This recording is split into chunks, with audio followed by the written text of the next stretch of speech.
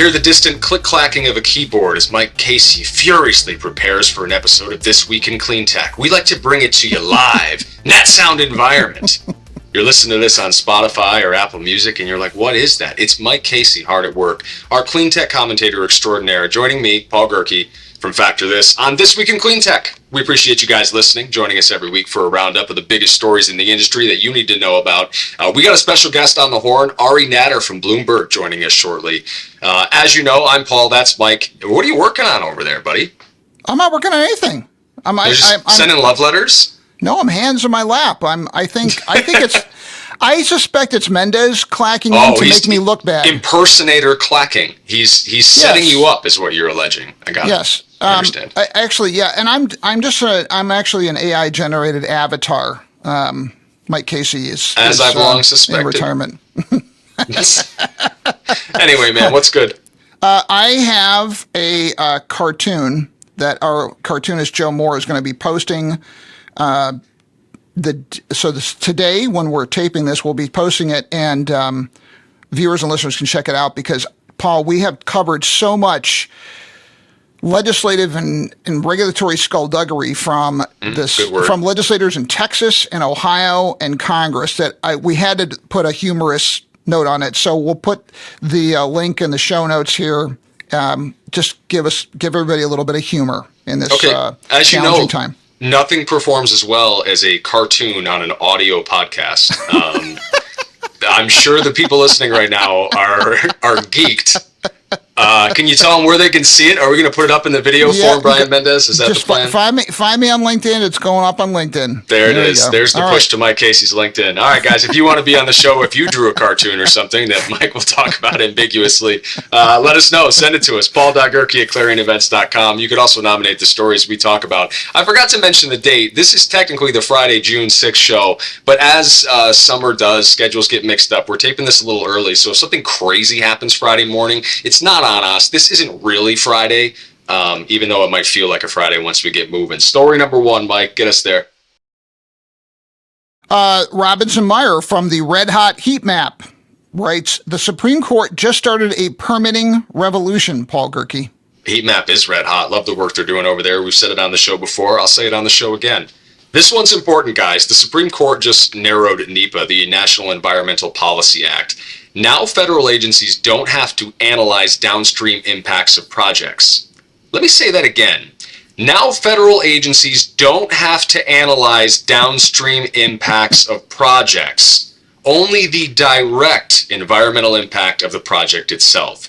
So you can go ahead and open that can of worms and take a look inside and wonder all the ways that you could wriggle into problems considering this development. In this case, the federal agency that regulates railroads would not have to consider the impact of, let's say, potential oil extraction that a proposed railroad would enable. The ruling also significantly limits judicial oversight of agency NEPA reviews, directing courts to broadly defer to agency decisions. This ruling, a big one for project developers, Mike. It makes it a lot easier and faster to get steel into the ground, and that includes a lot of the clean tech stuff we talk about on this show. Most oil and gas drilling is already exempt from NEPA thanks to a 2005 law, but pipelines are still subject to it, and environmental groups say it's useful in slowing them down. Maybe not so much anymore, Mike. Yeah, the ruling reflects a bipartisan permitting reform effort. It marks the start of a more relaxed era of environmental permitting. 80 to 90% of permitting delays, though, of renewable energy projects come from state and local levels, not NEPA. So this would speed up project developments some places, but I would not expect a surge in new projects. Sorry to contradict the headline writer for this. Paul Gerke, story number two. Our second story is by Rebecca F. Elliott from a rag you may have heard of, the New York Times. U.S. oil companies are battening down the hatches. Why would they be doing that if we're drill baby drilling, Mike? In a word, OPEC. Let's just say, otherwise known as forces beyond our control. Mm-hmm. So, the powers that be. Yeah, the U.S. oil companies are shutting down rigs and laying off workers because oil prices have stayed low, around $60 a barrel. Global demand for oil weakening due to an unexpected slowdown in global growth from Trump's trade war. And at the same time, OPEC Plus is increasing production. Smaller U.S. oil producers have been hit the hardest. Those that still want to drill for oil are planning to cut capital spending by 3.5%, while majors like Exxon and Chevron have held steady. Some companies are drilling less in Texas and New Mexico and more in areas with natural gas, which is holding its value better. Paul, your thoughts? Well, my thoughts first are some clarifications for the people listening. One, I'm not an economist, and two, I'm far from an oil baron. But in my conversations with industry folks who deal with power generation, there's a sweet spot where the price of oil can't really dip below that $60 level, especially once you start getting into the 55 range for too long, before it really becomes uneconomical to keep as many wells as we have open. So the idea of drilling more if oil prices are remaining in that $60 a barrel range is silly. That's not going to happen. U.S. oil production probably won't be growing much this year. It might actually start to go down if that price point remains around there. Diamondback Energy, one of the Permian's largest oil producers, says the U.S. may have already hit onshore oil production at its peak, and now it could start to shrink a bit. Oil company leaders think prices will go back up eventually, but probably not soon enough to help this year or next. Fossil fuel interests are not really something we get apologetic about on this show. So happy to move on to story 3. All right. Josephine Chu from the Wall Street Journal. I'm going to spit out the title for this because my issue is not with Ms. Chu's reporting. My issue is with the slanted headline on this, which I think does a massive disservice to her good reporting. I'll say it now. Why wind and solar make grids more vulnerable to blackouts? Puh. All right, go ahead. Fine, Paul. Spits in my face to continue. The reporter makes the argument that grid infrastructure wasn't built for renewables. That's fair enough. And that could be why the blackout in the Iberian Peninsula back in April in Spain started. She brings in a mechanical engineer who explains 3 ways to fix the problem, including grid-forming inverters, synchronous condensers paired with grid-forming inverters, and battery energy storage systems. This is an ongoing conversation right now in the United States as well, how to make renewables speak nicely with an old system of poles and wires. It doesn't always just happen. Mike, your thoughts on this now that you've wiped the bad taste out of your mouth? Yeah, I have plenty of them. So here's the thing that I think that underlies this crummy headline writing and the bloviating by Miriam Somerset Webb we talked about from Bloomberg several weeks ago. If you really get that there is no planet B, and if you really get that you don't know something about the climatology that 97% of climatologists have missed, right? So if you actually believe the people who do the science, we are cooking the planet, and there is no such thing as too much wind or solar. We need all of it we can get as fast as we can, and it's not about boy, this is causing problems adapting the grid. It's how do we adapt the grid to what we must do? So if you are an actual realist who dwells in reality of climatology, the energy transition isn't optional, and its speed can't be negotiable. My issue with this piece is the headline writing, which is just straight out of Wall Street Journal. They use the terms green. They love to have their editorial flavor bleed into the way they frame the work of their excellent journalists, and that's my issue with it. But Paul, I'm done ranting. You should go to our 4th story. Story 4, Humza Jalani from the Financial Times. Chinese battery glut plugs into solar boom to power Pakistan. Don't try to say that 5 times fast, Mike. See, I bit it on the back end. I think this is cool because it reminds us that the energy transition is a global phenomenon, and it's manifesting in different places, different parts of the globe. Lucky Cement's plant in Pakistan now sources over half its electricity from Chinese-supplied cheap solar panels and wind turbines instead of fossil fuels. It reduces annual carbon pollution by 60,000 tons at one factory. The company is now investing $5.3 million in a 20.7 megawatt battery energy storage system for China's CATL, making it Pakistan's largest battery storage system. A surplus of lithium in Chinese battery production have led to affordable energy storage solutions for developing countries like Pakistan. Due to plummeting Chinese solar prices and rising grid electricity costs, Pakistan imported 19 gigawatts of panels last year and continues to import 1 to 3 gigawatts each month. Paul? You may have read that Pakistan's national grid is facing a death spiral, so to speak, as usage declines and unpaid bills rise, exacerbated by previous investments in fossil fuel power plants that have led to $18 billion and counting in energy sector debts. Whoops. Whoops, indeed. To reduce those costs, the government has renegotiated some power contracts with local power producers. They've introduced levies on industries using captive natural gas plants instead of energy from the grid, and they've offered about 2,000 megawatts of excess power to crypto miners and AI data centers. We'll see where it goes from here, Mike, but I don't want to waste another second. We got a guest on the horn. What's our last story this week? We do, and Ari Natter from Bloomberg, longtime fellow traveler and guy I've worked with for years. We got him on the show. I'm totally thrilled. He wrote, Trump plans to tap Biden's green bank to make billions in loans. Ari, welcome to the show. We want people to read your piece. If they have not yet, what is the big takeaway?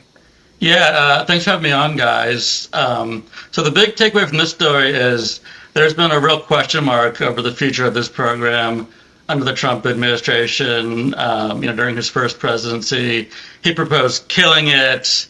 So we've all been kind of wondering, what's going to happen with it this time around. So, these budget documents from the Energy Department confirm he intends to use it, for his priorities, which include nuclear, critical minerals, and geothermal. Why do you think the administration is choosing to use the loan program in this way and sort of going all in on nuclear especially, rather than a more tech-neutral, all-of-the-above approach, Ari? Yeah, so for one thing, nuclear is very expensive. Mm-hmm. So they're going to need to find some money for it. The administration has made no secret their feeling about renewables, which they feel is intermittent, adds to grid unreliability, and, from their perspective, won't do it in terms of what's needed for the AI boom. So, they're really focused on nuclear, which, of course, isn't that different from what, the Biden administration prioritized. Ari, has your reporting left you with enough of a crystal ball you get a sense of how do renewables fare from a policy standpoint over the next 4 years? There's no shortage of discussion in our sectors about this topic, but you're reporting on this from a more unbiased platform, and I'd really like to just your thoughts at large.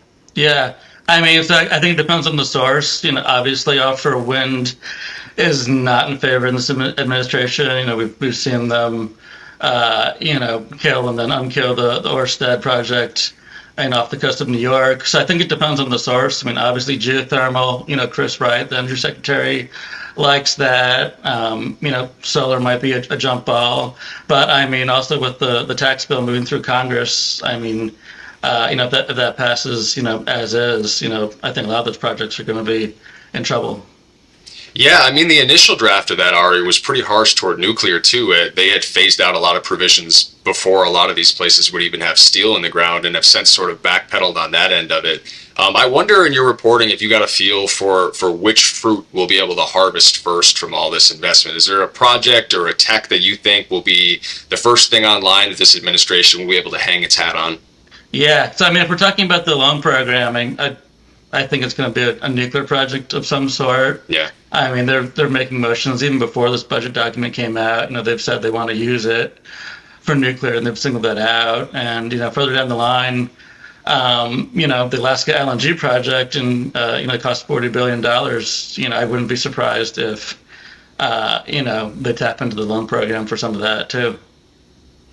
Paul, we're just about out of time. We need to go to our Cleantecher of the week. All right, let's do it. Before we wrap, our Cleantecher of the week, Mayor Mondale Robinson of Enfield, North Carolina. You know him. He had a plan to build a solar farm, resilience hub, and weatherization center in Enfield, cutting $650 in monthly energy bills, replacing crumbling grid infrastructure, and using clean energy to bring some jobs and economic independence, back to a historically black, underserved rural community. Mayor Mondale Robinson of Enfield, North Carolina, our Cleantecher of the week. Appreciate all you're doing for the industry, Mayor. Yeah, I love that story. He's got this tiny town that used to be a textile mill center, and it's struggled, as many of these towns have, when the industries move out. And he's essentially doing renewable energy-based revitalization of this tiny little town. It's quite the story. That's the kind of stuff you see in like Puerto Rico and stuff, and we report on, but rarely here in the like actual, connected 48. That's interesting. Yeah, the mayor he's really taking it on and driving it hard, so we appreciate it. All right, well, we want to thank our wonderful producer, Brian Mendez, and Claire Quirin and Alex Peterson for gathering these stories. And Ari Natter for joining us this morning. Ari Natter, rather. I'm trying to talk too fast, Mike. I think I had one too many sips of coffee this morning after a long flight out to California. I'm going to go back to bed. In the meantime, if you guys enjoyed This Week in Cleantech, give us some feedback. Even if you didn't enjoy it, we can take it. Share story suggestions too. Email them to us. All of the articles mentioned today, you can click the links in the episode description, especially if you're watching and listening to this on Factor This. Ari, thanks for coming. We'll see you later. And we're going to be off next week. I'll be away, and so we're going to be back in 2 weeks. 2 weeks. We're going to take a break. You guys take a break too. Just try to relax a little. Stressful times. Yes.